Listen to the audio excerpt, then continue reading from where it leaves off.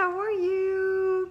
Well, everyone is going like a little crazy with all this election stuff. My text messages, I don't know if anybody's text messages are being completely like inundated about all the different things and amendments and things that initiatives that are trying to go on with this election. So it's kind of a little bit crazy, but I was actually like analyzing a little bit about all the stuff that's going to be done. There's a lot of talk about immigration, about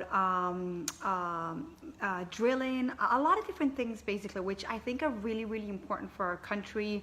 I think there are things that we really have to take into consideration, and there's a lot of stuff going on globally, and I think there's a lot of changes that we need to do, and a lot of like, I don't know, can come back to our roots and touch up a little bit on the human aspect that needs to be addressed with a lot of these issues. But something that I was kind of like thinking, I haven't seen or heard anything be mentioned about, for example, maternity leave, for example, for women, about breastfeeding rights, about a lot of things that concern women and that want to go into motherhood, basically. And I think that's such an important aspect because it concerns like our future generations, and it just baffles me really that the United States, the US, is the only developed country in the world that doesn't have a maternity leave action in place. What we have, this really kind of, it's kind of very cloudy and it's not really well understood, is that we have 12 weeks of unpaid maternity leave. And that doesn't mean that it's the case for every single state, and it's really kind of like an optional thing that the company has if they want to give you, and it's unpaid, which is crazy. I mean, who can go on unpaid maternity leave for 12 weeks? You know, that's 3 months that you're not going to have any payment. It's crazy. That's why most moms maybe go for 4 weeks or maximum 6 weeks. But it's very, very concerning that we have, you know, that there's nothing being done about this. And on the other hand, I see other countries like New Zealand.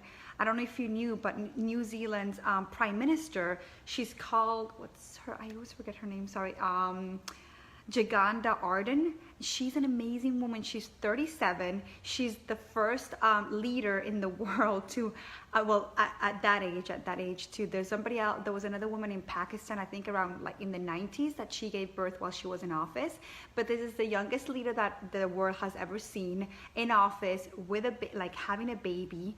And it's amazing, her attitude, the kind of like the way that she's so noble about this too. It's actually amazing. So it just gives us, or the US really, something to reflect on, and some of the things that we should be implementing with all these elections and all these changes that our proposed representatives and senators are going to bring forward to our government. And that's something that is super, super important, that we have women, and I mentioned about maternity leave and about pregnancy also, because that ties in very closely, obviously, with being able to breastfeed your baby and how successful your breastfeeding journey is going to be. And obviously, because we know that breast milk is linked with all these health benefits for mom and for baby, ultimately that leads to a healthier nation too, which is going to bring costs down in regards to healthcare and all these other things that we tend to see in babies that are not, that are present in babies that are not breastfed.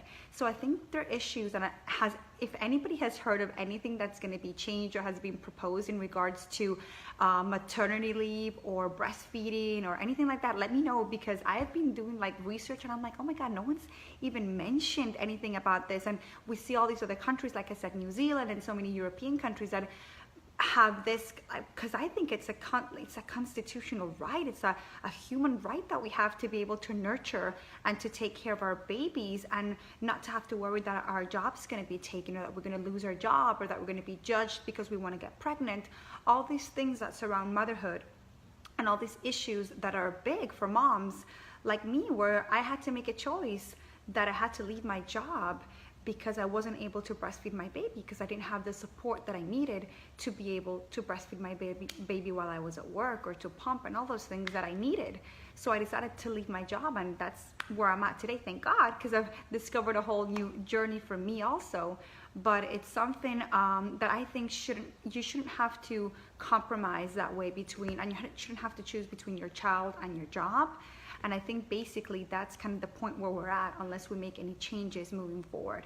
So I just wanted to kind of voice my opinion there, because there's a lot to talk about. I know, really important stuff, and I totally get that, and I know, and it's important for me too. But all these other issues that I think are extremely important that have been talked about and kind of just shoved to the side and ignored, have not been talked about or have not been mentioned. So if you are voting today, awesome, good job, because your voice should be heard. But also, whoever you're voting for, you know, all those representatives, all those senators, make your voice heard in regards to your breastfeeding rights, your pregnancy rights, your maternity leave, and your job, and everything that surrounds all these women issues. Because think of us, think of your daughters, think of future generations too. So anyway, just wanted to voice that. Bye, mommies.